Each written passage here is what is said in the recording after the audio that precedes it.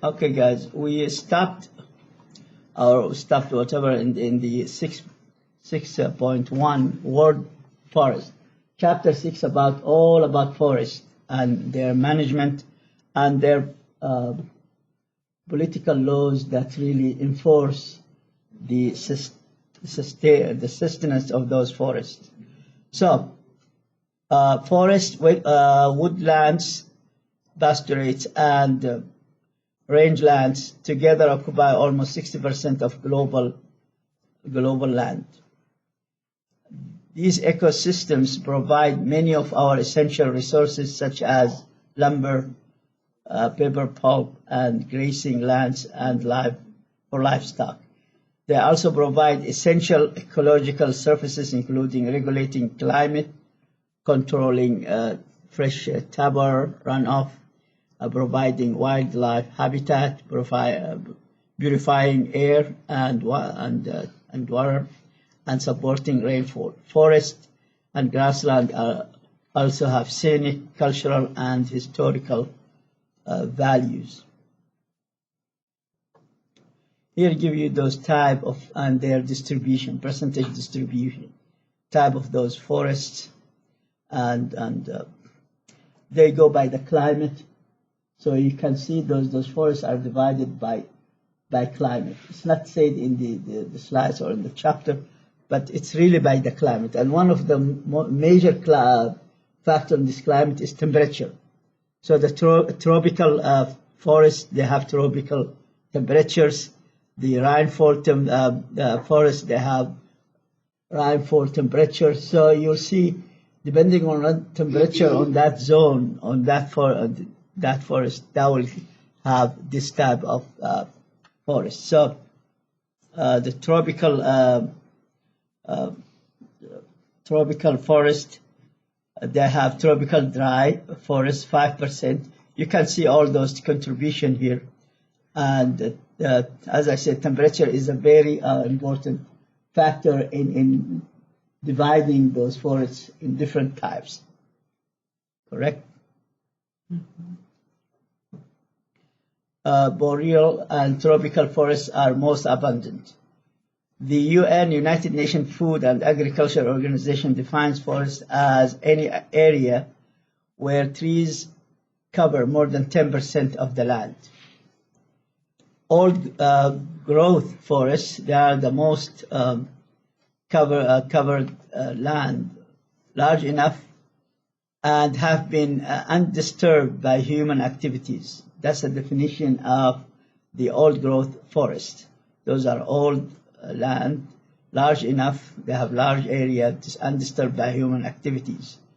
Long enough that trees can live out a natural life cycle.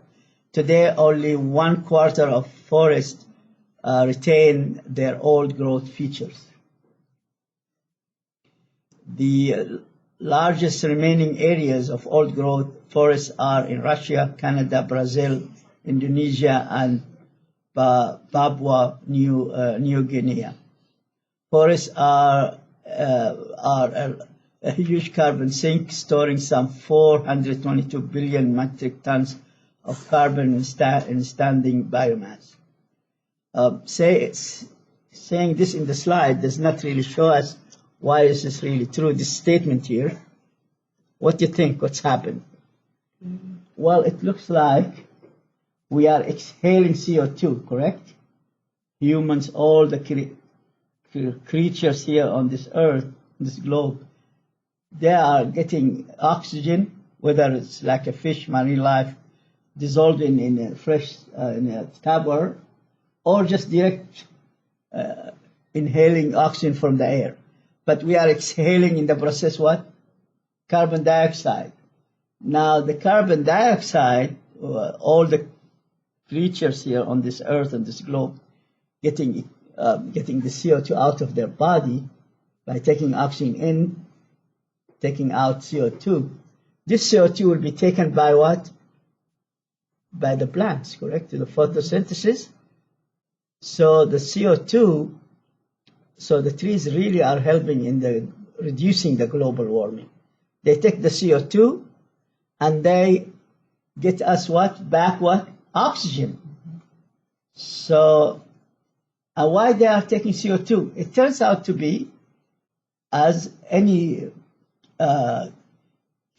creatures on this globe, you need some chemicals to help you sustain your motion, your energy in your body and everything. That's glucose, sugar. You heard about sugar in the blood? Mm-hmm.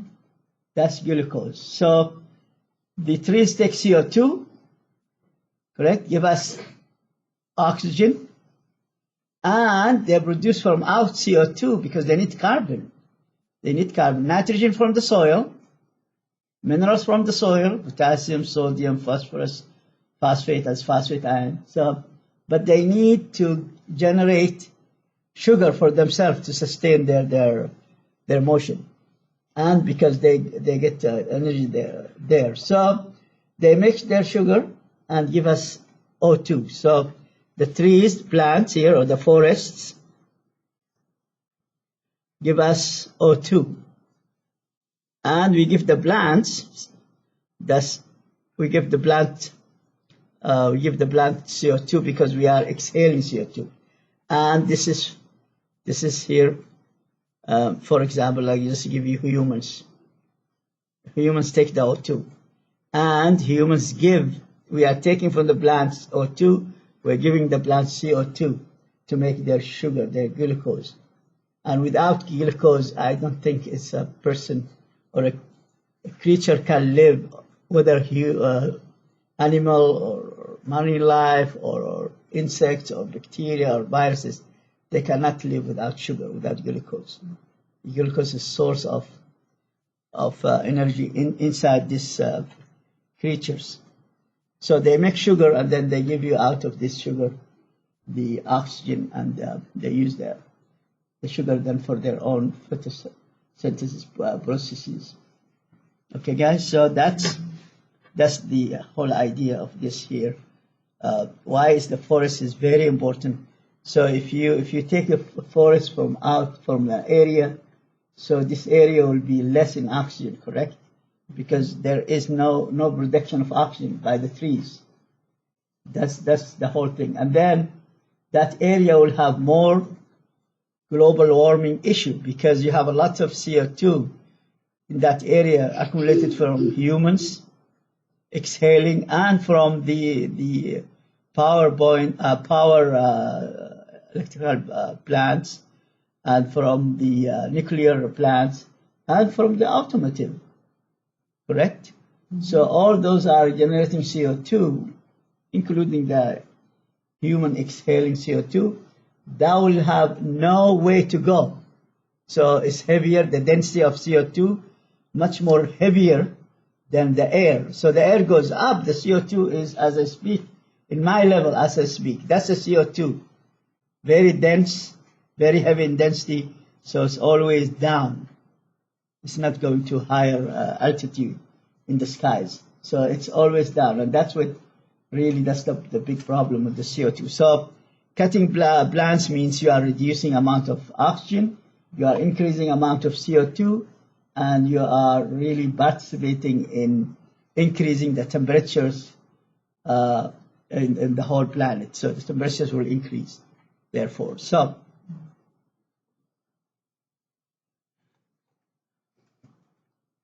let's see here.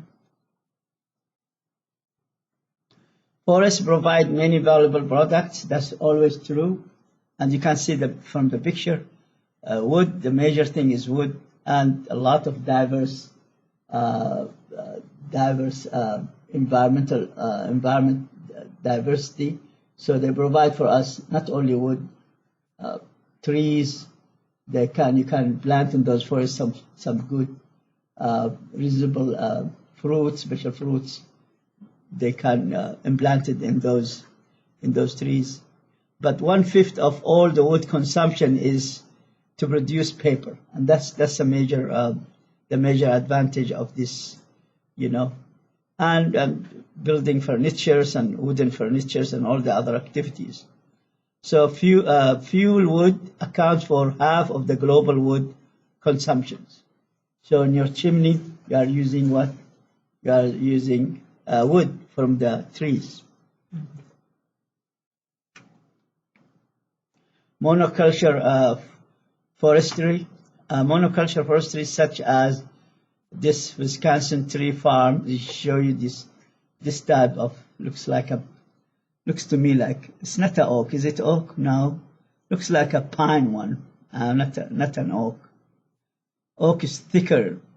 Pine is always thinner in their stem. In their stems, the pine trees, they have very, very thinner than the oaks. Oaks they can barrier their age barrier, so the older they are, the thicker they are. So the monoculture forestry, such as the Wisconsin tree farm, shown in the picture, produces valuable timber and pulpwood, but has little biodiversity. So they have less biodiversity. Tropical forests are being cleared rapidly because it's a lot of construction, new buildings, new roads, new highways go through those forests, and therefore those forests are really disappeared from the map. So tropical forests are among the richest and most diverse system ever. Although they now occupy less than 10% of the Earth's land surface, these forests are thought to contain more than 2/3 of all higher plant biomass and at least half of all the plant, animal, and microbial species in the world. The FAO estimates that about 10 million hectares, or about 0.6% of existing tropical forests, are cleared each year. Of course, it's competing between human and nature. So human, they want to expand. They're making highways. They're making new buildings, new factories, and they take those tropical forests down. Causes of deforestation. Deforestation means the opposite of forestation. Forestation, you are making a forest, or you are managing a forest, and deforestation, you are really destroying the forest itself, and let this forest disappear from the map. A variety of factors contribute to deforestation. Those are the three items here. You can see all of it about using the forest to get wood out of it. So logging for valuable tropical hardwood such as teak and mahogany. Building roads to remove logs kills more trees. As I said, building highways, that's the most important factor in disappearing of those forests. Conversion of forest into small-scale agriculture in common many areas. So you take the forest and then you make it just small tiny farm, but species. So, and you divide those farms among the farmers. Forest protection. About 14% of the world forests are in some form protected, but the effectiveness of this protection is different from country to country. From country to country, this protection is different depending on the legal system, and on the political system as well. Costa Rica has one of the best plans for forest guardianship in the world. Attempts are being made there not only to rehabilitate the land, make it an area useful to humans, but also to restore ecosystem to naturally occurring associations. And one time it struck to me that in some areas, I'm not sure, in Costa Rica I did not see it, but in some countries they build the roofs in a way that they can make plants on the top of the roofs. And within, it's like they're making small, tiny forests on the roofs of buildings. And not only making fruit, they make a very good trees there, but they control their land. They can't have, very deep roots that can destroy the house. Now, just small, tiny ones with this specific height and weight. So those are trees that are very good because on the top of the houses, they provide the house and the people inside this house with a lot of oxygen every day for free. And this oxygen will come very clean. That's the difference from the oxygen we inhale when we are near nuclear plants or near electrical plants or near factories. That's oxygen you'll inhale will be what? From the air. There's always contamination is still there. We like it or not. So I saw some, and you can go to YouTube and look at those houses. They have really trees, but not that long, so the whole ceiling will come down, the roof will come down on the people, but different sizes and different length. So they provide the population inside that house with really fresh oxygen source and clean, no contamination there. Old growth forests, some of the most contentious forestry issues in the United States and Canada in recent years have centered on logging in old growth, temperate rainforests in the Pacific Northwest. Such forests have incredibly high level of biodiversity and can accumulate 5 times as much standing biomass per hectare as a tropical rainforest. Many endemic species such as northern spotted owl and other endangered species can live there in those type of forests. Harvesting method.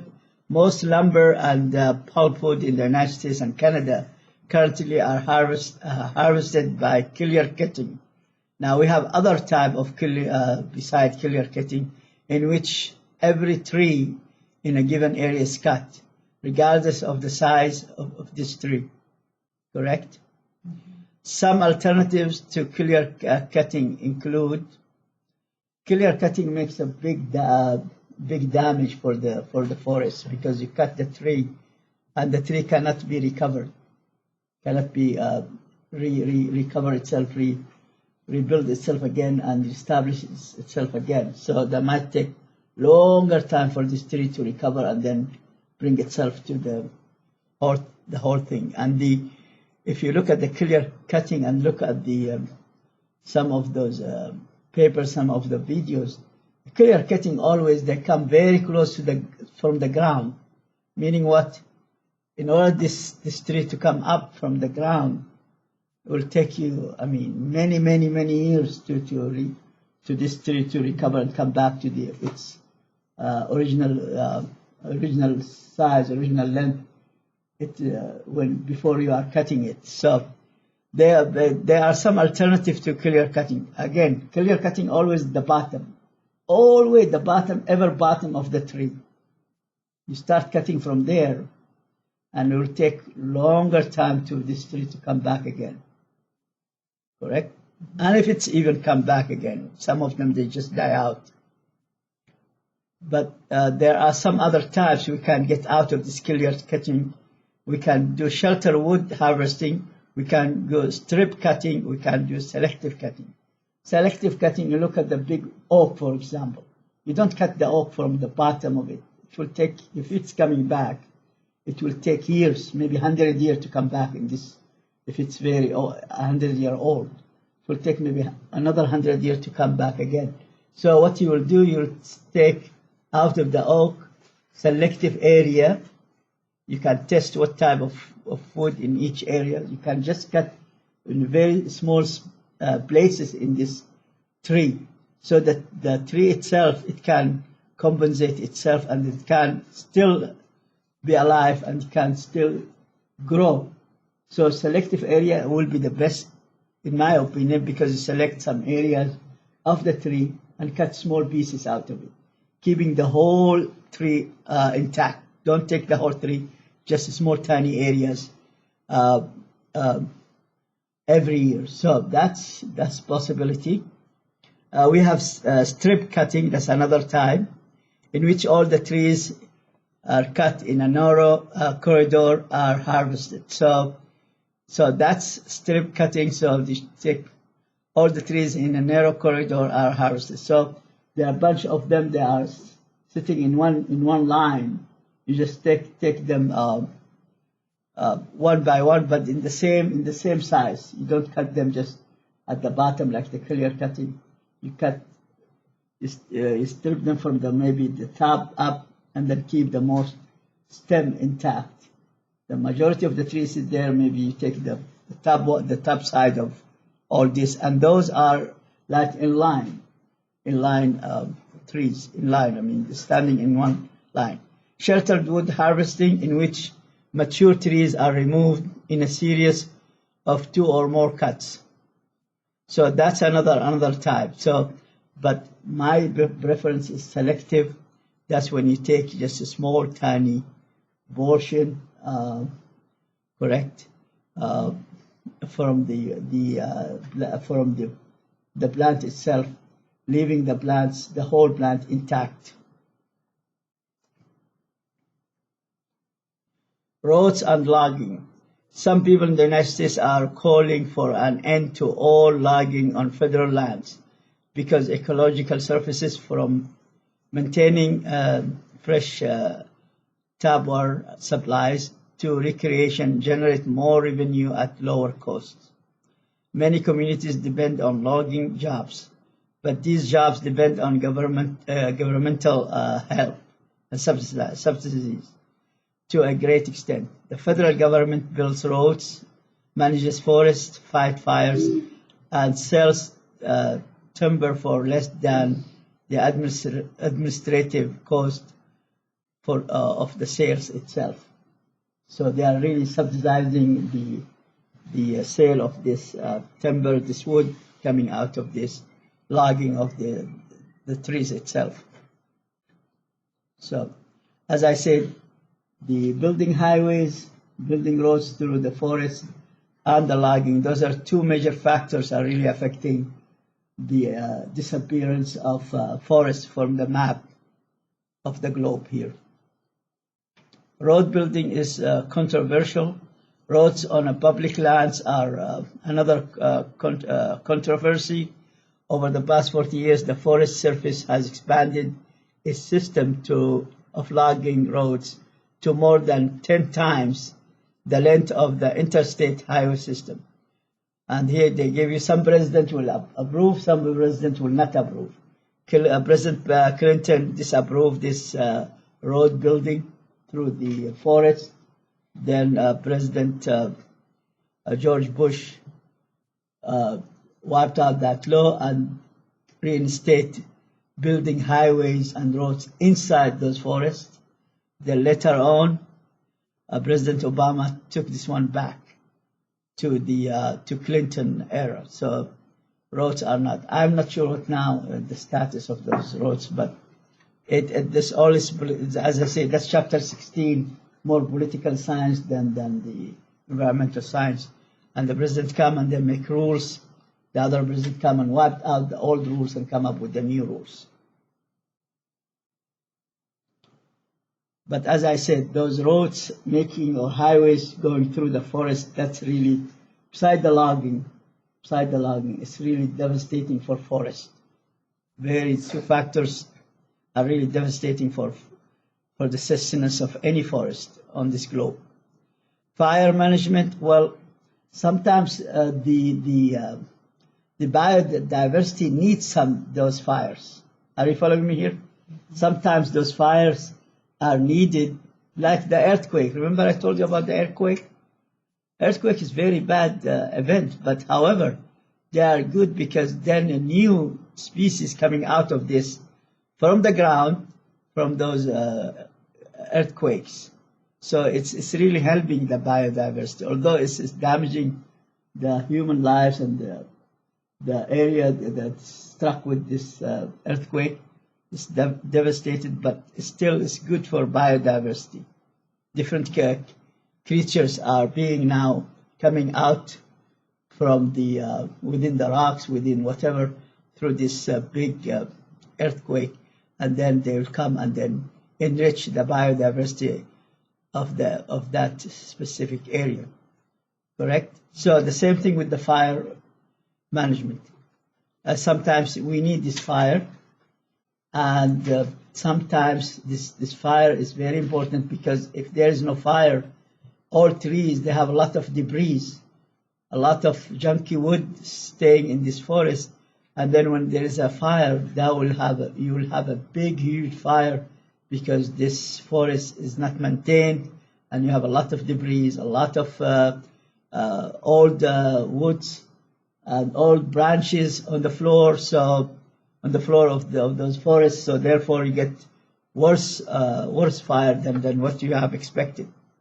But again, some biodiversity creatures, they really need this fire management to survive or to grow for some reasons. It's very hard to imagine, but that's sometimes does happen. Following a series of disastrous fire years in the 1930s in the U.S., the U.S. Forest Service adopted a policy of aggressive fire control, and Smokey Bear was adopted as the forest mascot. Recent studies suggest that our attempt to suppress all fires may have been misguided, and that's really true. That's really true. Many biological communities are fire adapted and require periodic burning for regeneration. That's what I say. Some creatures, they need this fire to regenerate itself. Eliminating fire from these forests has allowed woody debris to accumulate, greatly increasing the chances of a very big fire.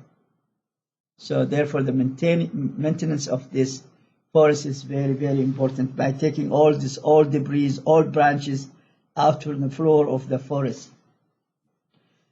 Ecosystem management. In the 1990s, the U.S. Forest Service began to shift its policies from a timber production focus to ecosystem management, which attempts to integrate sustainable ecological, economic, and social goals in a unified system approach. Principles of ecosystem management. Well, this management here manages across the whole landscape, watershed, and regions over the ecological time scales. Depend on scientifically sound, ecologically credible data for decision making. Consider human needs and promoting sustainable economic development and communities. Maintain that's all this management principles of ecosystem management. That's what it really provides. That's what it provides us with all these points here. So it considers the human needs and promoting sustainable economic development and communities. It maintains biological diversity and essential ecosystem processes. It utilizes cooperative institutional arrangements. It generates meaningful stakeholder and public involvement. It adapts management over time based on the conscious experimentation and routine monitoring. Grasslands. After forests, grasslands are among the biomass most heavily used by humans. Grassland, chaparral, and open woodlands are attractive for human occupation. So they frequently are converted to cropland, urban areas, correct, or other human-dominated landscapes. Worldwide, the rate of grassland disturbance each year is 3 times that the tropical forest, correct? So one of the condition to have the difference between a forest and the grasslands, we talked about what? Temperature. So you have, that's not in the slide direct. So when I speak about grassland versus, we have to know this. I don't know the final exam question, but this will be a good question to the difference between grassland and the forest is the temperature. Grassland and whether tropical, non-tropical, any forest, the temperature is the first factor, correct? So, and what else? Somebody will tell me. And type of the plants too. So the type of the plants, the type and plants type 1 and 2. So the plants are seen in the forest might not be in the grassland, and vice versa. Are you following me here? Mm-hmm. Because due to what? Climate. We have temperature, which temperature is affecting what? Affecting rain, correct? And rain is very important, which is fresh cover for the whole thing, and for the well-being of the plants themselves. So the type of the plants and the temperature is really differentiating between forest and grassland, correct? Mm-hmm. So that's very important to know what's the difference between the forest and the grassland. Is the difference between them temperature of the area and the type of the plants depending on those temperatures, correct? That's not direct.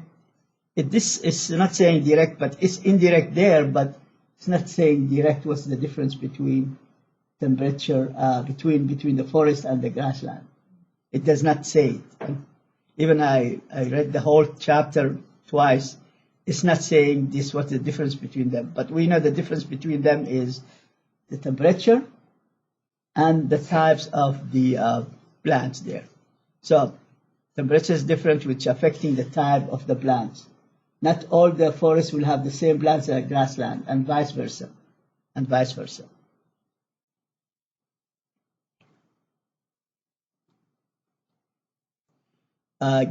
Grazing can be sustainable or damaging. By carefully monitoring the numbers of animals and the condition of the range, ranchers and pastoralists, people who live by herding animals, can avoid overusing in any particular area and actually improve the quality of the range. This is sometimes very difficult to monitor, and you don't know how many those farmers, how many goats, or how many lambs, or how many animals they have, and somebody has to come and check on and off. So every 6 months, every 1 year, come check the number, because if the farmer come and then the farmer has the farmers, they have a lot of animal growing there, and they grow, as you know, the lambs and the goats and all this, they grow very fast and in large number. They can eat up that area, believe it or not, even if they have cows beside those animals, beside those lambs and the goats. So they can eat up the area very, very, very, very quick. And that's what we call it, overusage of the grassland and overusage of that area. The area will be just like a blank area. That's the whole thing is eaten up, and it will take more years to recover. To take more years to recover this area of grassland, and that's what we call it sometimes desertification. Desert. Making a desert. So if you want to make a desert out of a grassland or a forest, just bring some cows in large number, goats, lambs, and let them live on those areas freely. They will eat up the whole thing, and the whole thing will be just looking like a desert after a while. will be looking like a desert. So, and you are damaging the grassland as well as the forest. So,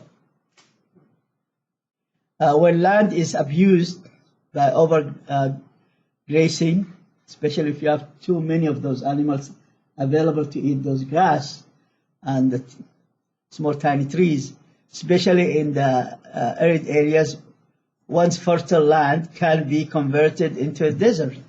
A process called desertification. Desertification means you are making of a place that was very fertile to a desert, to really none of this grass will be available to that area.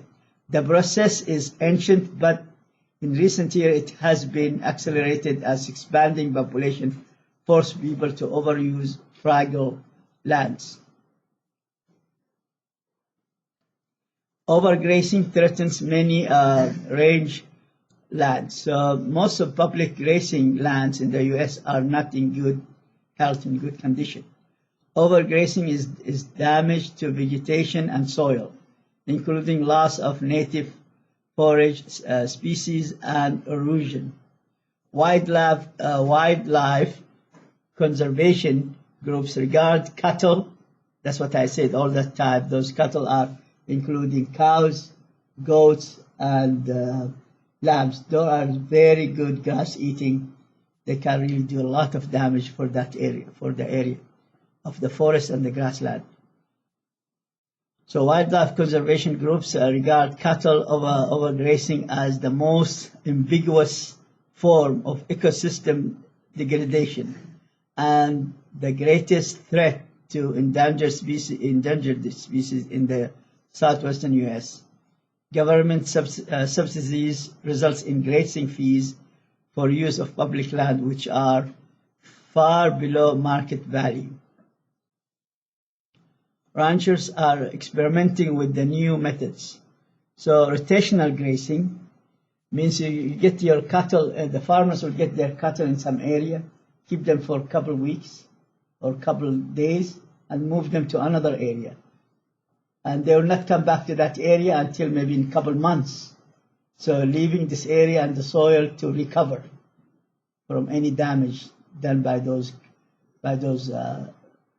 grass-eating or trees-eating animals.